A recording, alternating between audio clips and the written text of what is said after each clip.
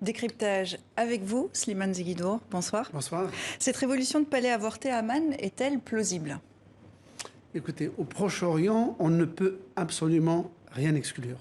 En revanche, ce qui est exceptionnel et en soi très grave, c'est que ce n'est pas tous les jours que les conflits, les dissensions entre membres de la dynastie éclatent au grand jour. Et là, c'est véritablement sans précédent que l'ancien prince héritier désigné par son père en 99 et dépouillé de ce titre par l'actuel roi Abdallah intervienne publiquement dans une vidéo livrée à un média étranger, en l'occurrence la BBC, pour critiquer le régime de son frère.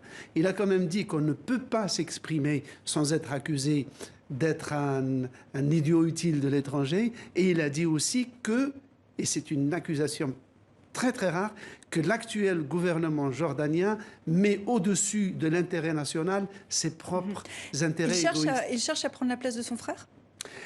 Alors, c'est ça qui paraît difficile. La police dit qu'elle a intercepté des conversations entre le prince héritier et des puissances étrangères pour renverser le régime. On ne voit pas quelle puissance étrangère parce que la Jordanie est entourée quand même de pays, à part la Syrie, où la Jordanie prête son territoire à la coalition occidentale pour bombarder en Syrie.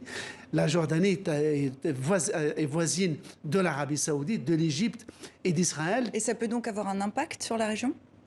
Pas vraiment, parce que vous avez vu, la réaction elle est unanime. L'Arabie saoudite, les monarchies du Golfe qui financent à jet continu la Jordanie, qui est un pays très très pauvre, qui n'a que le tourisme et le phosphate pour vivre.